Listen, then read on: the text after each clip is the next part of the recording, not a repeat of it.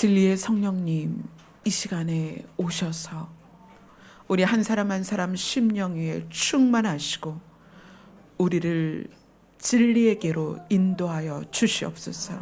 그 진리가 우리를 자유케 할 것이며 그 진리가 우리에게 참된 평화를 줄 것이며 그 진리로 말미암아 새 생명을 누리게 될 것입니다. 성령께서 이 시간에 각 사람 안에 깊이 좌정하여 주시옵소서. 예수님 이름으로 기도드리옵나이다. 아멘. 아멘. 말씀 보도록 하겠습니다. 요한복음 15장입니다.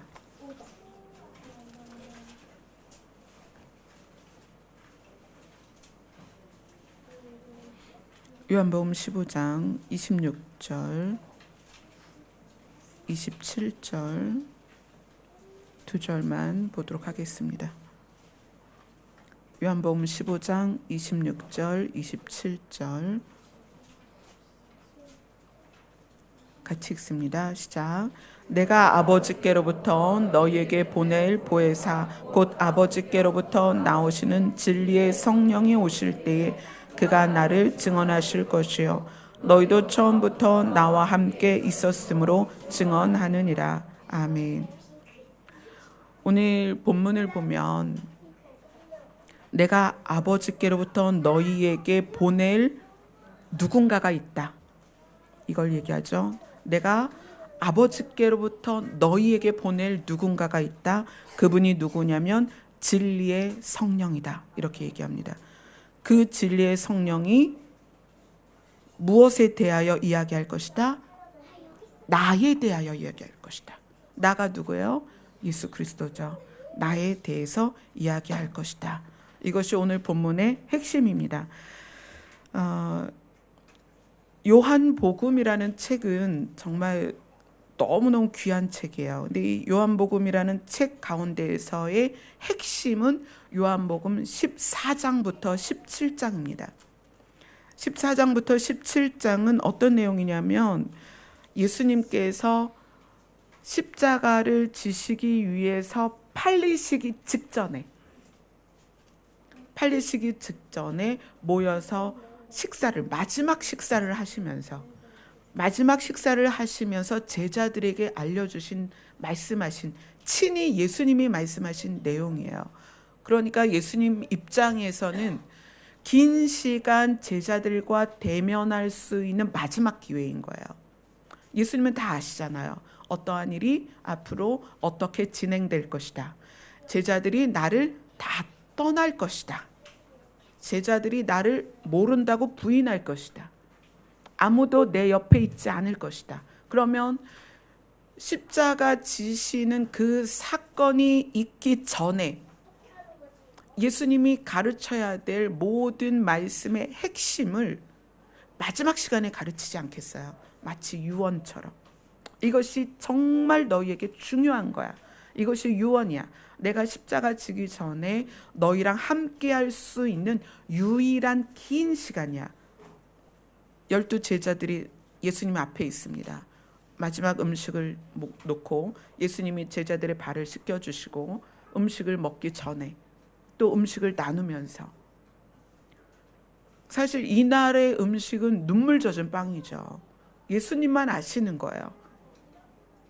빵과 포도주를 나누면서 예수님 스스로가 정말 자기 살을 찢는 느낌으로 빵을 제자들에게 주셨을 것이고 자기 피를 쏟는 마음으로 제자들에게 포도주를 나누면서 그때 하신 말씀이에요.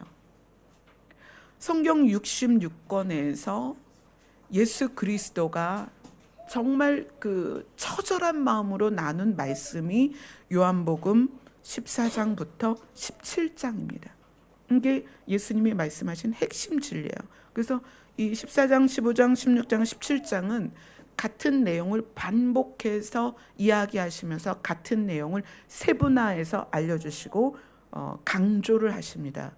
그래서 오늘은 그 내용 중에서 한 곳을 볼 건데 그 내용을 알기 위해서는 조금 전체적인 아웃라인을 좀 봐야 되겠죠. 자, 14장 1절부터 3절을 보겠습니다. 예수님이 마지막으로 하신 말씀 내용의 가장 중요한 부분들만 잠깐 넘어갈게요. 자, 요한복음 14장 1절에서 3절을 같이 읽겠습니다. 요것을 같이 읽고 우리 주일학교에서 이 14장 1절에서 3절까지의 핵심을 한번 찾아보세요. 핵심. 자, 같이 읽습니다. 시작.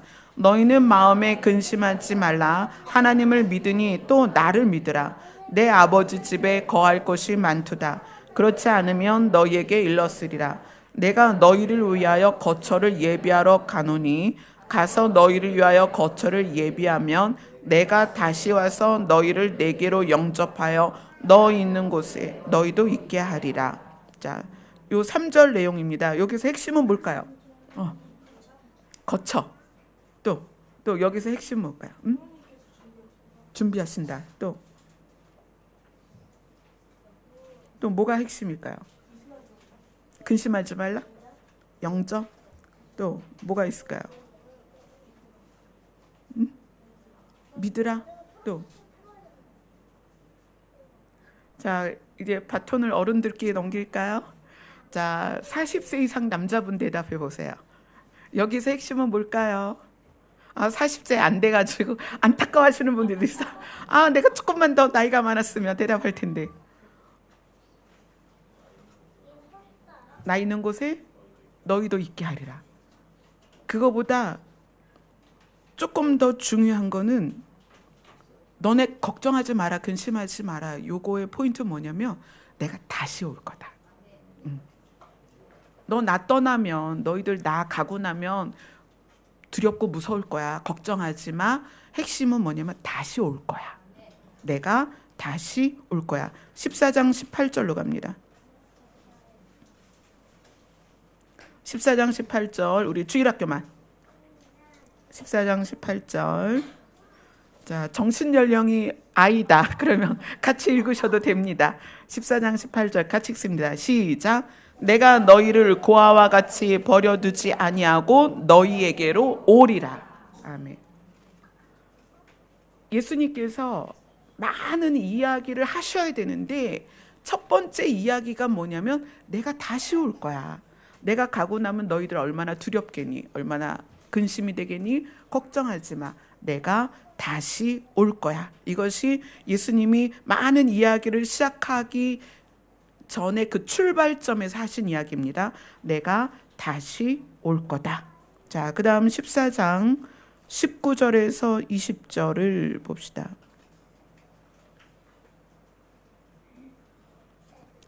19절에서 20절 같이 읽습니다. 시작.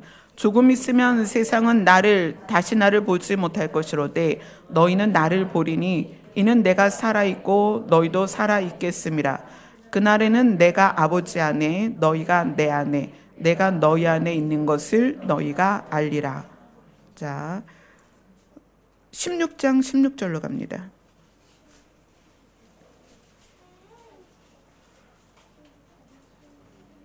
16장 16절 같이 읽습니다. 시작.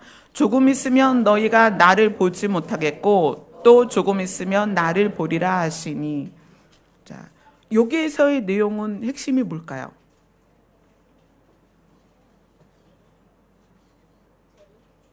자, 다시 오시겠다고는 아까 얘기하셨죠? 자, 여기에서의 함축된 의미는 뭘까요? 아니요. 여기에서의 함축된 의미는 뭐냐면 함께 있게 될 것이다. 내가 다시 올 것이다. 그 다음 여기에서 핵심은 함께 있게 될 것이다. 다시 오는 것으로 끝나는 게 아니라 너희와 함께 있을 것이다. 자, 그리고 나서 또 뭐에 대해서 이야기하냐면 14장 21절에서 24절입니다.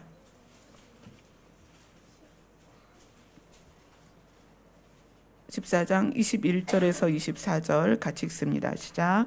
나의 계명을 지키는 자라야 나를 사랑하는 자니 나를 사랑하는 자는 내 아버지께 사랑을 받을 것이요 나도 그를 사랑하여 그에게 나를 나타내리라. 이르되 주여 어찌하여 자기를 우리에게는 나타내시고 세상에는 아니하려 하시나이까. 예수께서 대답하여 이르시되 사람이 나를 사랑하면 내 말을 지키리니 내 아버지께서 그를 사랑하실 것이요 우리가 그에게 가서 거처를 그와 함께 하리라. 나를 사랑하지 아니하는 자는 내 말을 지키지 아니하나니 너희가 듣는 말은 내 말이 아니요 나를 보내신 아버지의 말씀이니라. 자, 요거의 핵심은 뭐냐면 예수님이 다시 오실 것이고 우리가 함께 있게 될 것인데 누구에게 다시 오셔서 누구랑 함께 있느냐, 그걸 말씀하시는 거예요. 모두에게 나타나셔서 모두와 함께 있다는 게 아닙니다. 내가 다시 올 거고 너희와 함께 있을 것인데, 지금 여기 계신 분들은 교회를 처음 오신 분도 있지만 여기에서의 대다수는 지금이 마지막 때라는 걸 알고 오신 분들이에요. 그리고 예수님이 다시 오실 걸 알고 오셨습니다. 정말 중요한 건 예수님이 누구에게 자기를 나타내실 거냐는 거예요. 예수님이 다시 오실 것인데 누구에게 나타내실 것이냐, 자기 자신을. 그 다음에 누구와 함께 있을 것이냐. 마지막 때인 걸 깨달은 우리 입장에서는 이게 너무 중요한 얘기잖아요. 근데 누구에게 자기를 나타내시느냐? 나의 계명을 지키는 자다. 나의 계명이 무엇이냐? 예수님이 제자들에게 말씀하십니다. 내가 율법에 너무나 많은 계명들이 있지만 내가 너희에게 새로운 계명을 줄게. 그 모든 계명을 함축해서 2개만 지키면 돼. 하나는 하나님을 사랑하는 것, 또 하나는 서로 사랑하는 것. 이 2가지 중에 하나라도 없으면 내가 너희에게 나를 나타내지 않을 거야 라는 거예요. 마지막 때를 살면서 주의 오심을 기다리는 우리 입장에서 우리가 어떻게 준비를 할 것인가. 그래서 그런 요청을 많이 받습니다. 신부단장의 방법을 가르쳐 주세요. 누가 신부단장을 하는 것이냐, 누가 다시 오실 예수님을 만나느냐, 예수님은 어떤 자에게 자기 자신을 나타내실 것이냐, 나의 계명을 지키는 자다. 그 계명이 뭐냐면 하나님을 사랑하고 그 다음에 내가 이웃한 자들을 사랑하는 거예요. 이웃의 범위를 제가 여러분에게 여러 번 말씀합니다. 이웃은 담장 너머가 아닙니다. 나를 중심으로 해서 파생된 관계가 다 이웃입니다. 그럼 가장 먼저 가장 가까운 이웃은 누구예요? 이영숙 집사님의 가장 가까운 이웃이 누구예요? 그렇죠, 남편이에요. 남편을 사랑하지 않으면 예수님이 너가 나를 사랑하는 게 진짜니라고 물어보신다는 거예요. 굉장히 중요한 얘기예요. 최은숙 권사님 이웃이 누구예요? 옆에 계시죠? 예수님이 너 나 사랑하니? 그러면 그것을 증명해 봐. 누구에게? 너의 이웃에게 증명하라는 거예요. 그 이웃이 누구다? 바로 내 옆에 있는 사람이에요. 여기 지금 부부가 앉으신 분들이 많아요. 송미경 집사님 왜 떨어져 앉으셨어요? 응? 그 가운데 사이에 큰 강이 흐르고 있잖아요 지금. 송미경 집사님의 가장 가까운 이웃이 누구예요? 남편이에요. 여러분, 이게 얼마나 중요하냐면 내가 하나님을 믿으니까 내가 하나님을 믿기 위해서 당신을 버리겠어 라고 말하는 사람들 너무 많습니다. 이게 말이 되냐고요. 내가 하나님을 믿기 위해서 부모도 버리고 자녀도 버리겠어. 이게 말이 될까요? 그래서 이단이 가정을 파괴하는 거예요. 당신 살려면 당신 이곳에 오도록 하지 못하게 하는 아내도 버려라, 자식도 버려라. 그래서 신천지에 있는 분들 상담하다 보면 거의 대부분 부부가 이혼을 했어요. 자녀가 부모를 안 봐요. 부모 취급을 안 해요. 한 집에 있어도. 그게 옳으냐는 거예요. 예수님이 마지막 식사를 제자들과 하면서 정말 긴 시간 식사를 했겠죠. 이런 대화를 나누려니까. 내가 다시 올 거야. 두려워하지 마. 그리고 내가 너희와 함께 있을 거야. 그런데 내가 누구와 함께 있느냐, 누구에게 드러내느냐, 내 계명을 지키는 사람들이야. 내 계명이 뭐냐면 하나님을 사랑하는 것과 내 이웃을 사랑하는 거야.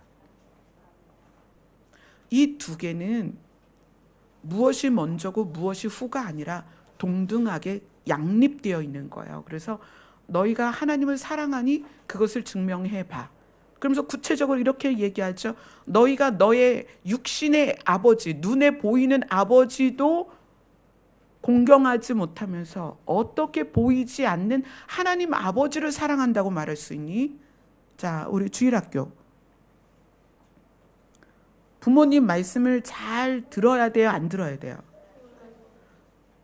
부모님의 말씀을 잘 듣고 부모님을 사랑해야 돼요. 부모님을 사랑하지 않으면 하나님을 사랑한다는 것이 거짓말이라고 성경이 이야기하는 거예요. 여기 앞에 계신 분들 마찬가지예요. 여러분을 낳아주신 부모님을 사랑하지 않으면 하나님을 사랑한다고 말할 수 없다는 거예요. 요한복음 14장을 열어가면서 예수님이 굉장히 중요한 이야기를 하시는 거예요. 그리고 나서 그런데 자, 왜 그런데가 붙냐면 이것이 쉽지 않다는 거예요. 성경은 또 뭐라고 얘기하냐면 원수가 너의 집에 있다. 그리고 그걸 또 이렇게 얘기하죠. 그 원수를 사랑해라. 그게 쉽냐고요. 보면 원수 같은데 송미경 집사님 그렇게 웃으시는 이유가 뭐예요? 아니, 원수가 니네 집에 있다. 근데 그 원수를 사랑하라는 거예요. 그것이 우리 힘으로 되냐고요. 왜냐하면 많은 시간 동안에 그 상대와 내가 갈등한 이유들이 있잖아요. 각자는 자기 방법으로 사랑해요. 그래서 왜 치킨 얘기 있잖아요. 남편이 늘 날개를 뜯어주는 거야, 아내에게. 아내는 늘 치킨 먹을 때마다 기분이 너무 나쁜 거예요.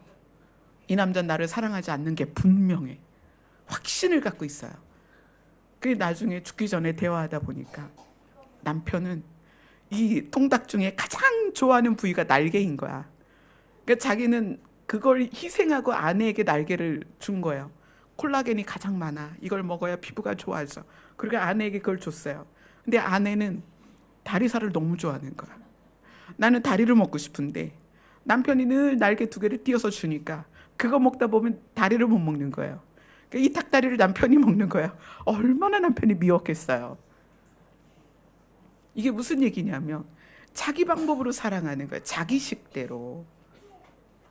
근데 이거를 한 번이라도 터놓고 이야기해서 각 사람의 특성과 성품을 이해하기 시작하면, 그죠? 이해하기 시작하면 남편이 날개를 뜯어줬을 때 이야기를 하는 거죠. 여보, 당신이 날개를 주는 이유가 뭐예요? 그러면 남편이 얘기하겠죠. 나는 날개를 제일 좋아해. 그러나 내가 제일 좋아하는 걸 당신에게 주고 싶어. 그럼 이제 아내가 이야기를 해야죠. 당신 마음이 너무 고마워요. 그랬었구나. 나를 그렇게 사랑했구나. 그런데 사실은 저는 다리를 좋아해요. 저에게 다리를 주세요. 남편이 어떻게 하겠어요? 그다음부터 치킨이 딱 오면 다리를 뜯어서 주겠죠. 갈등이 해소가 되겠죠. 가장 사랑하는 가족 안에서 이해가 안 되니까 미워하게 되는 거예요. 이제는 여러분들 가족을 이해하는 렌즈를 끼고 보셔야 돼요. 왜 남편이 이렇게 말할까? 왜 남편이 이렇게 행동할까? 그런 말과 행동, 태도는, 표정은 사실은 과거에서 시작이 돼요. 그럼 어떻게 해야 돼요? 남편의 현재를 보지 마세요. 남편의 과거를 보세요. 여러분, 이거 굉장히 중요한 거예요. 내 남편이 왜 이렇게 말하고 왜 이렇게 행동하고 왜 이런 태도를 가질까? 그거는 과거가 만들어 놓은 남편이에요. 과거를 이해하세요. 남편의 과거를 이해하세요. 그리고 현재를 그대로 받아들이세요. 부부가 같이 그렇게 하셔야 돼요. 그래서 예수님이 말씀하신 나의 계명을 지키는 자가 될 수 있다는 거예요. 그럼에도 불구하고 그것도 힘든 거예요. 그것도 힘드니까 예수님이 뭐에 대해서 가르치시냐면 14장 25절 14장 16절부터 볼까요? 16절 17절을 읽어봅시다. 시작. 내가 아버지께 구하겠으니 그가 또 다른 보혜사를 너희에게 주사 영원토록 너희와 함께 있게 하리니 그는 진리의 영이라. 세상은 능히 그를 받지도 못하나니 이는 그를 보지도 못하고 알지도 못함이라. 그러나 너희는 그를 아나니 그는 너희와 함께 갸우시며 또 너희 속에 계시겠음이라. 예수님이 또 다른 보혜사를 너에게 줄 거다. 내가 아버지께 가고 나면 너희가 얼마나 두렵겠니? 얼마나 힘들겠니? 또 내 계명을 지켜야 되는데 이것이 너희 힘으로 안 되니까 내가 또 다른 보혜사, 너희를 도울 수 있는 분을 너희에게 보내줄 거야. 그분이 누구냐면 진리의 영이다. 진리의 영이다. 자, 진리가 무슨 말이죠? 진리? 진리는 참된 이치입니다. 참된 것. 이거는 절대 변하지 않습니다.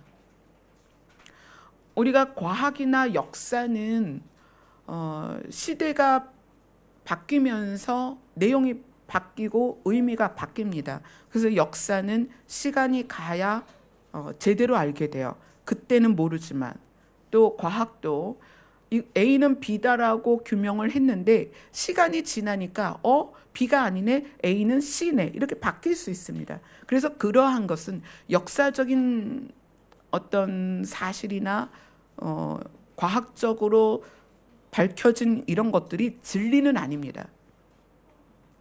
100년 후에 200년 후에 또 바뀔 수 있으니까. 그래서 진리라는 말은 아무데나 막 쓸 수가 없어요. 그런데 예수님이 너희에게 보혜사를 보내줄 건데 그는 진리의 영이다. 진리를 알고 있고 절대 변함이 없는 그분이 너희에게 오실 것이다. 이렇게 얘기를 합니다. 14장 25절 26절을 읽읍시다. 14장 25절 26절 같이 읽습니다. 시작.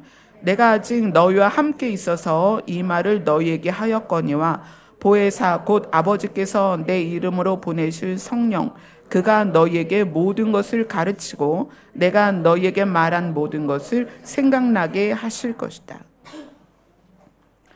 그 보혜사께서는 진리의 영이다 라고 말하는 그 보혜사는 뭘 하시냐면 오셔서 보혜사 성령께서 하시는 일이 뭐냐면 예수님에 대해서 가르칠 거다.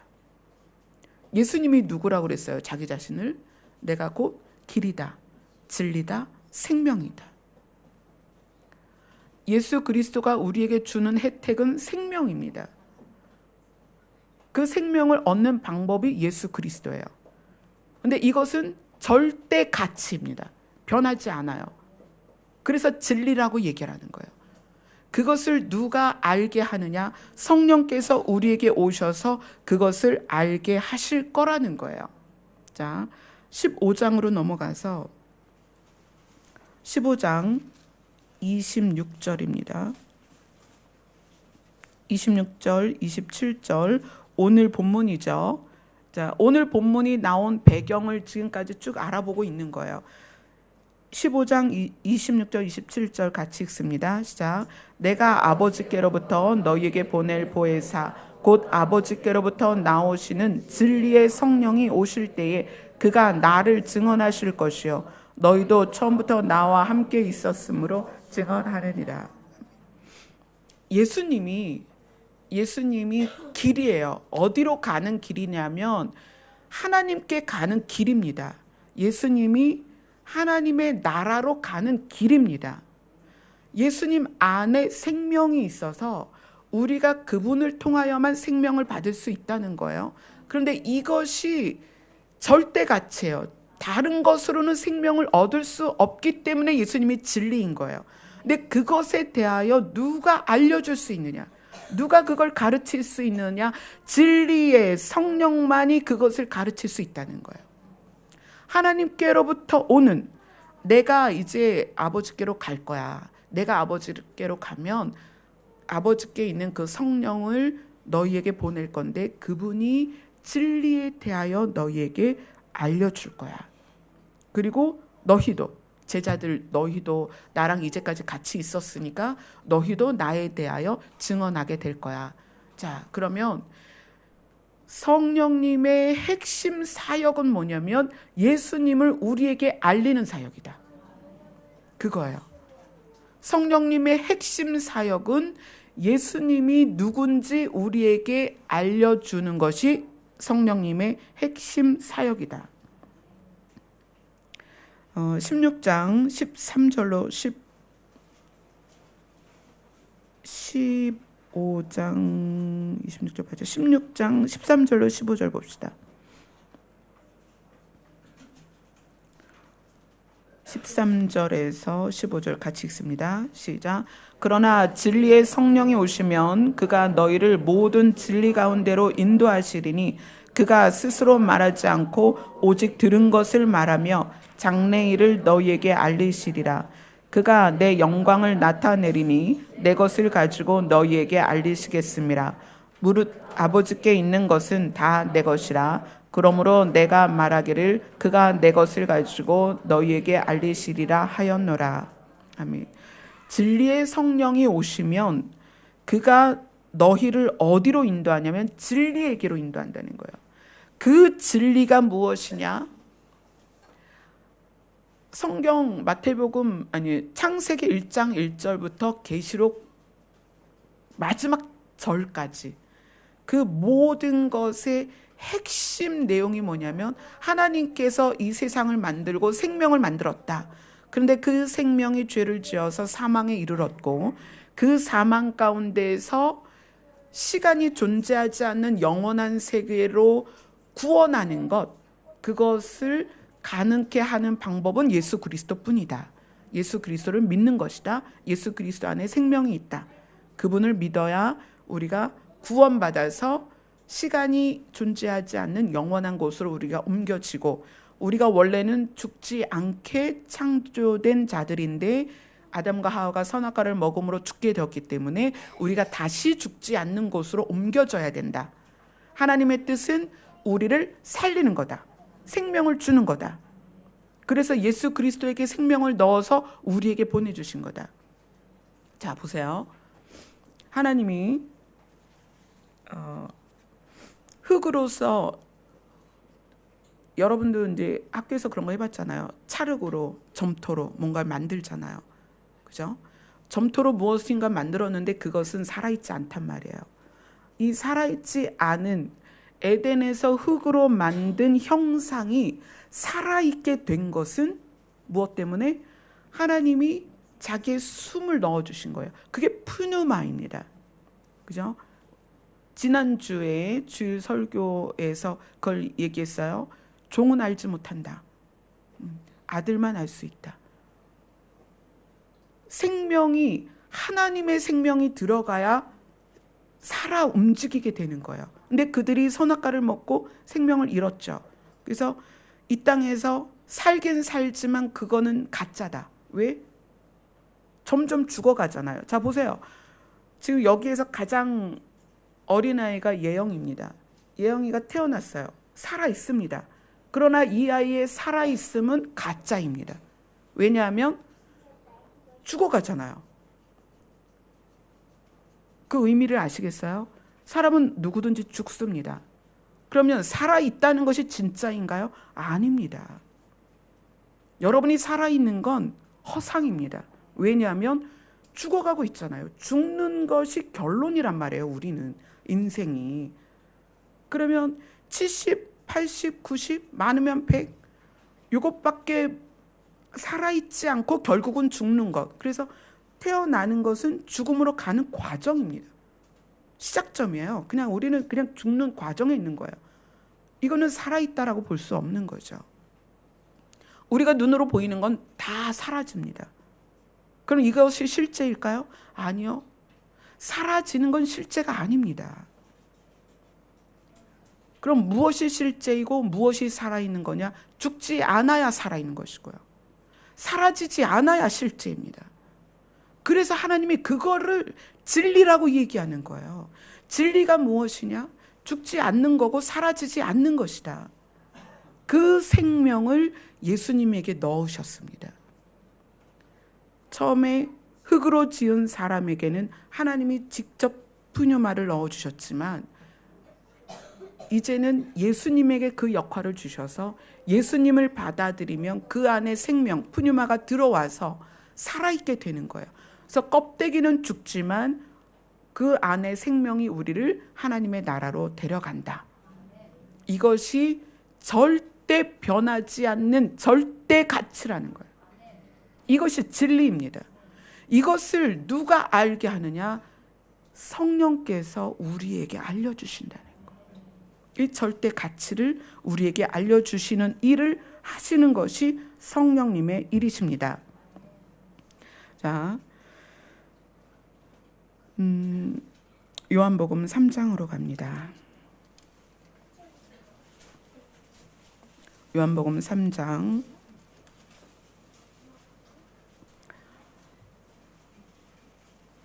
31절부터 36절까지입니다.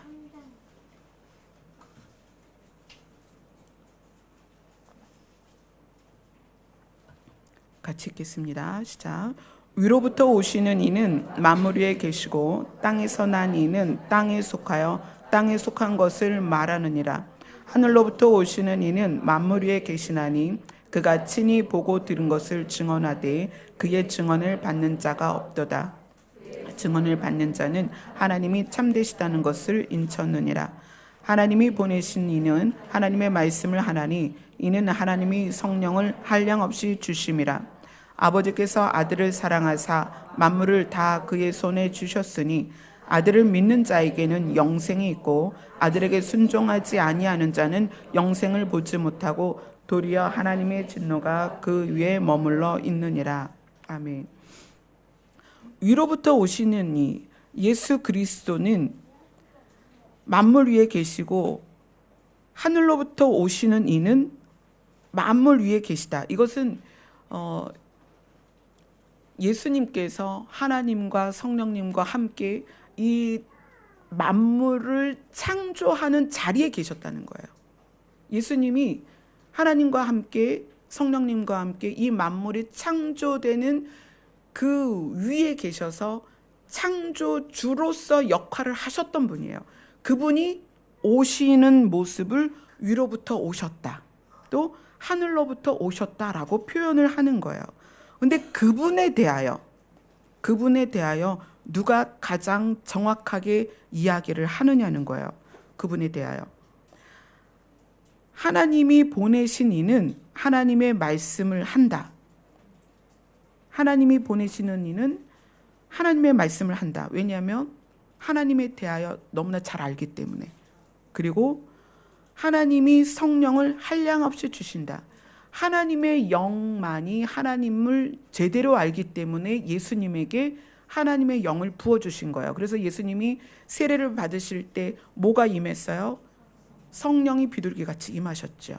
그리고 성령은 하나님의 모든 것을 알고 있기 때문에 예수님이 육체로 오셔서 이 땅에서 일하실 때 하나님의 비밀, 하늘의 비밀을 예수님이 알도록 다 부어주셨습니다. 그래서 예수님이 이 땅을 떠나실 때 우리에게 말씀하시는 거예요. 내가 가면 진리의 영을 보낼 거야. 진리의 성령이 오실 거야. 그분이 나에 대하여, 예수 그리스도에 대하여 너희에게 알릴 것이고 하늘의 모든 비밀을 너희에게 알려줄 거야. 그 얘기를 지금 하시는 거예요. 자, 이제 고린도 전서로 갑니다.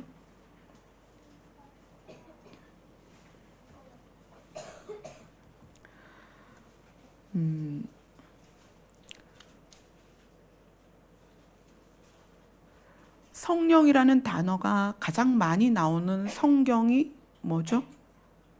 사도행전이죠. 사도행전이죠. 진리라는 단어가 가장 많이 나오는 성경이 뭘까요? 요한복음입니다. 성령이라는 단어가 가장 많이 나오는 것은 사도행전이고, 진리라는 단어가 가장 많이 나오는 책은 요한복음이에요. 그런데 이 고린도전서를 가지고 그것을 이제 제가 설명을 해드릴 거예요. 왜 그런지.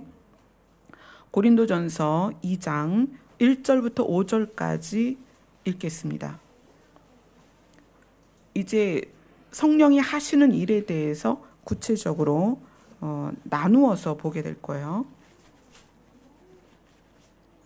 고린도전서 2장 1절로 5절입니다. 같이 읽습니다.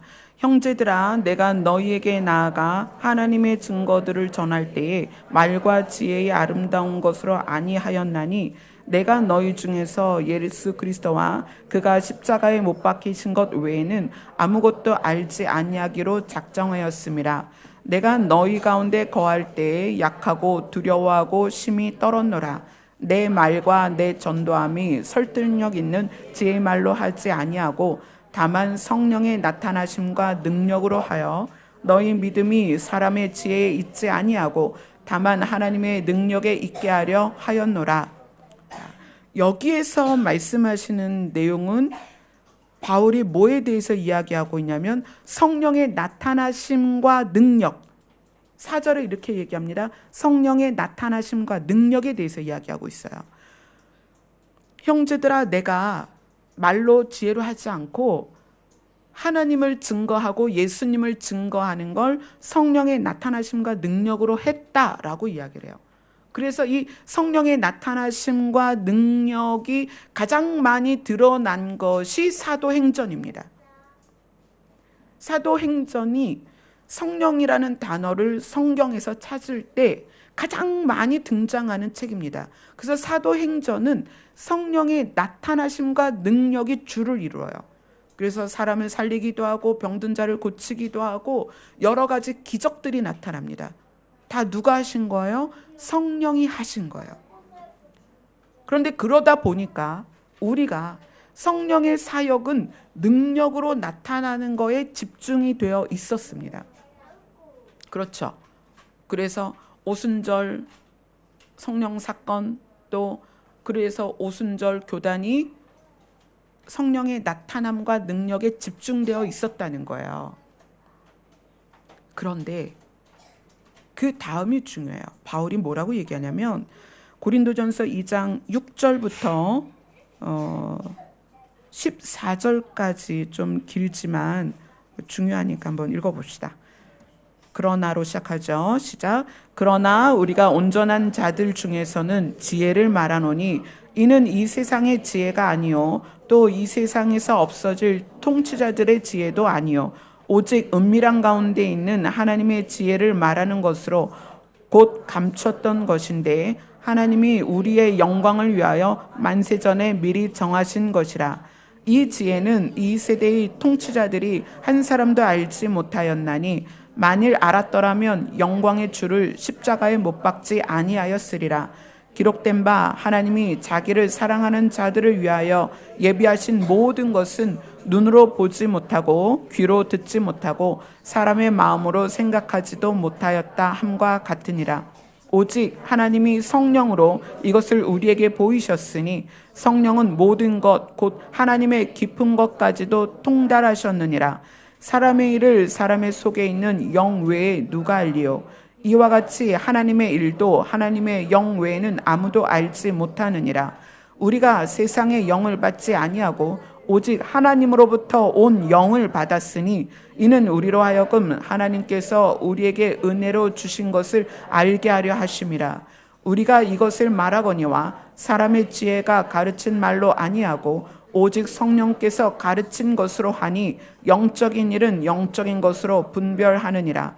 육에 속한 사람은 하나님의 성령의 일들을 받지 아니하나니 이는 그것들이 그에게는 어리석게 보이며 또 그는 그것을 알 수도 없나니 그러한 일은 영적으로 분별되기 때문이라. 지금 읽은 2장 6절부터 14절을 시작하면서 바울이 이렇게 얘기합니다. 그러나, 자, 사도행전을 봐라. 사도행전은 성령의 나타나심과 능력이 그대로 기록되어 있어서 성령께서 죽은 자도 살리고 병자도 고치고 귀신도 쫓아냈다. 나는 그것으로 하나님의 존재와 존재하심과 예수 그리스도를 증거했다. 거기까지 얘기한 거예요. 그러나 온전한 자들에게는 내가 지혜를 말하고 싶다. 온전한 자가 누구냐면 성숙한 그리스도인입니다. 예수 그리스도에 대하여 알아진 사람들이에요. 주의 오심이 깨달아진 사람들이에요. 내가 그들에게는 이렇게 이야기하고 은밀한 가운데 있는 하나님의 지혜를 말하고 감추었던 것을 너희에게 말하는데 그것을 성령께서 너희에게 가르치실 것이다. 성령께서 하시는 사역은 성령의 나타나심과 능력으로 외적인 것도 있지만 성령께서 하시는 아주 중요한 일은 무엇이다? 우리에게 알게 하는 일이다. 알게 하는 일이다. 그래서 12절에 이렇게 말하죠. 하나님께로부터 온 영을 받으면 하나님께서 우리에게 은혜로 주신 것을 알게 된다. 성령이 우리에게 오시는 것은 알게 하려 함이라. 그래서 눈으로 본 적도 없고 귀로 들어본 적도 없고 마음으로 생각하지도 못한 그 신비한 것에 대하여 알 수 있는 것은 진리의 성령이 너희를 가르치기 때문에 아는 거다. 그래서 진리의 성령이 우리 안에 오셔서 이것을 알게 하도록 성령을 받아야 된다는 거예요. 성령이 하시는 일은 굉장히 다양합니다. 성령은 하나님의 깊은 것을 통달하셨기 때문에 성령께서 하늘의 비밀과 그 은사들을 우리에게 알려주십니다. 그래서 성령이 일하시면 어떤 일들이 있냐면 죽은 자가 살 수 있고요. 병든 자가 고침을 받습니다. 또 성령은 하나님의 영이시기 때문에 우리 안에 있는 영을 깨워서 영들을 보게 합니다.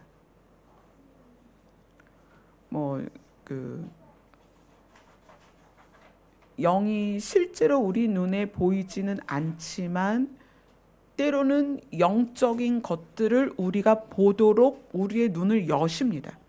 그것을 영의 눈이라고 그래요. 영의 눈을 열어서 보게 하십니다. 자, 성령이 하시는 일은 미래도 알려주십니다. 하나님의 일, 하나님이 하실 일들을 미리 알려주실 수도 있습니다. 미래를 알게 하세요. 근데 이 미래가 어디에 땅 사면 땅이 오른다 이런 것 말고요. 그거는 성령은 그런 일 하지 않습니다. 성령이 가르치는 건 예수 그리스도예요. 예수 그리스도 안에 있는 하나님의 나라와 생명을 가르치는 거지. 그런 거 있죠. 이렇게 봉투 들고 이분 다음 달에 땅 사면 돈 많이 벌겠네. 이런 예언. 그런 거는 예언이 아니에요. 성령이 하시는 예언은 하나님이 우리를 살리기 위해서 하시는 일들을 미리 알게 하시는 거예요. 그래서 여러분들 예언 받으러 다니는 거 좋아하지 마세요. 어디 가서 우리 아이가 이 대학에 들어갈까요? 못 들어갈까요? 이런 거 물어보지 마세요. 하나님 얼마나 곤란하시겠어요. 공부를 잘했으면 들어갈 거고 공부를 안 했으면 못 들어가는 거지. 그거를 우리가 동쪽으로 이사를 갈까요? 서쪽으로 이사를 갈까요? 제발 그런 것 좀 하나님께 묻지 마세요. 여러분 좋은 데로 가세요. 그냥 괜찮아요. 성령은요, 어떤 것을 예언하냐면 하나님이 우리를 구원하시기 위해서 이 인류를 위하여 하시는 일들을 우리에게 알게 하세요. 그게 예언입니다. 그 성령이 나타나심과 성령의 능력은 아주 다양합니다.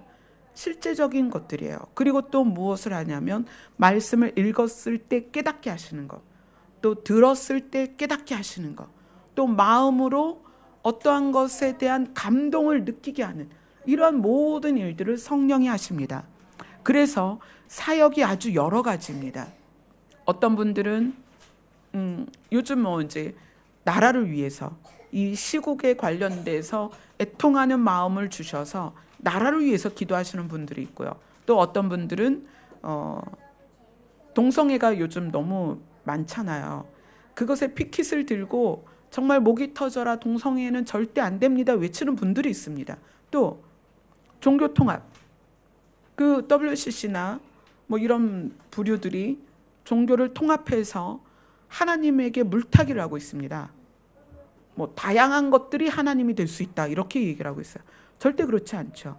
그래서 WCC를 반대하는 일을 열심히 합니다. 또 공산주의는 절대 이 땅에 있어서는 안 될 흐름이거든요. 그거를 반대하는 열심, 뭐 이런 각자의 열심이 성령께서 부어주시는 부분이 열려서 그 부분에 대해서 열심을 냅니다. 또 마지막 때에 대해서 열리면 그 마지막 때에 대한 것을 열심히 알리죠. 그런데 결과적으로 이 모든 다양한 것을 통틀어서 무엇을 이루고자 함이냐면 성령께서는 예수 그리스도를 알리고자 함입니다. 그리고 예수 그리스도 안에 있는 생명을 우리가 얻으라는 거예요. 제가 경험하는 이 사역에 있어서의 어려움이 어떤 거냐면 제 동영상이 이제 많이 나가다 보니까 야, 저 목사님은 이 시국 문제에 대하여 바른 가치관을 갖고 있구나. 그리고 오세요. 또 어떤 분은 야, 저분은 동성애에 대해서 바른 가치관을 갖고 있구나. 그리고 오세요. 또 어떤 분은 마지막 때에 대하여 이분이 알고 계시구나. 그리고 오세요. 각자가 추구하는 거를 가지고 오시는데 저는 여기서 뭘 전하냐면 예수 그리스도를 전합니다. 이게 무슨 의미냐면 그 자기가 목적으로 가지고 있는 걸 가지고 와서 설교를 듣다 보니까 이분이 좀 그거를 중요하게 다루어 줬으면 좋겠는데 안 그러거든요. 맨날 예수님, 하나님의 나라, 서로 사랑해라. 그러니까 자기들이 치중하고 있는 부분에 대하여 더 깊이 다뤄주길 원하는데 그러지 않으니까 또 떠나세요. 사역은 여러 가지나 성령은 한 분입니다. 무슨 얘기냐면 이스라엘이라는 나라는 12지파가 모여서 이스라엘이 되는 거예요.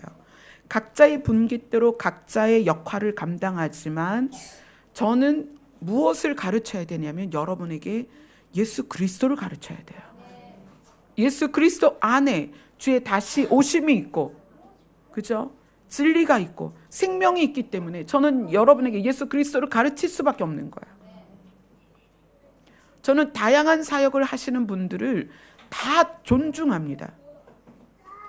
어떤 분은 귀신 쫓는 일을 하셔야 되고요. 어떤 분은 병을 고치는 일을 하셔야 되고요. 어떤 분은 이 시국을 관련해서 피켓을 드시고요. 어떤 분은 역사를 바르게 누군가에게 가르쳐야 됩니다. 어떤 분들은 동성애는 절대 안 된다라고 외쳐야 됩니다. 그런 분들이 다양하게 이곳에 오실 수 있어요.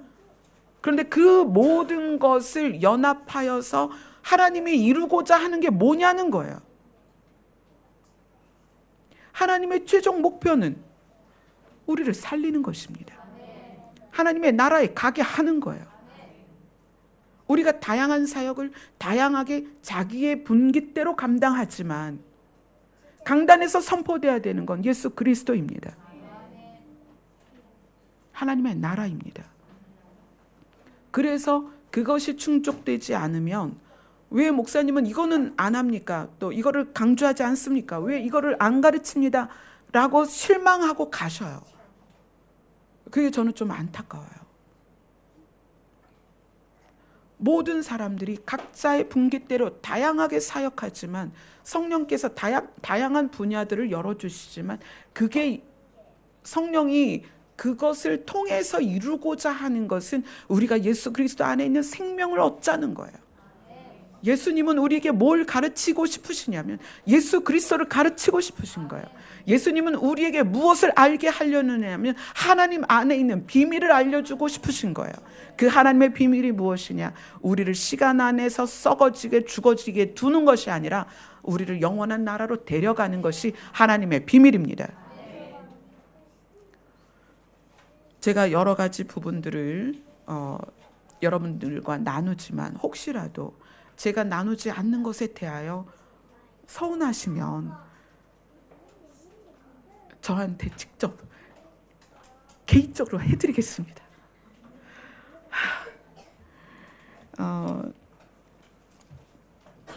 조만간에 부산에 열린 하늘문 교회가 생깁니다.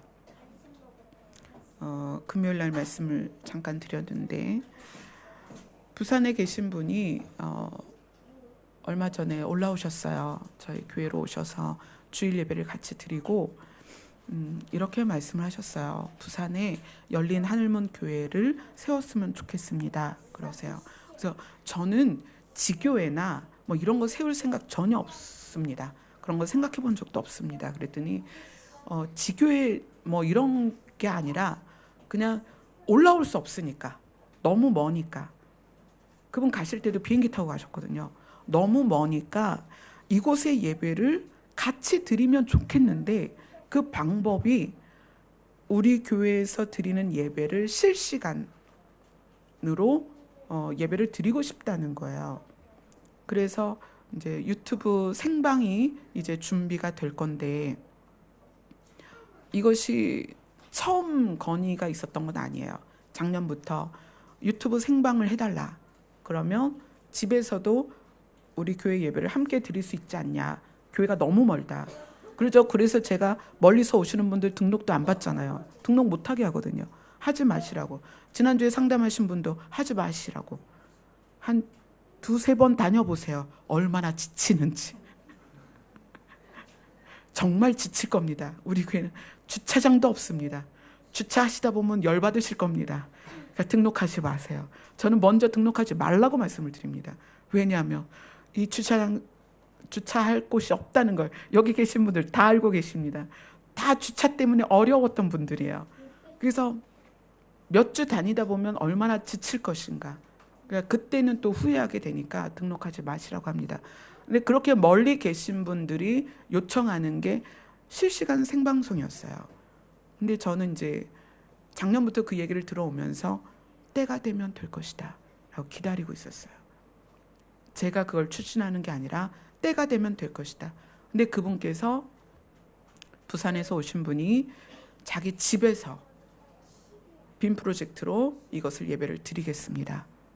그래서 유튜브 생방송으로 할 수 있는 장비들을 우리 방송 담당하시는 이한주 집사님하고 지금 이제 이야기를 하실 거고 그게 준비가 되면 생방으로 나가게 될 거예요.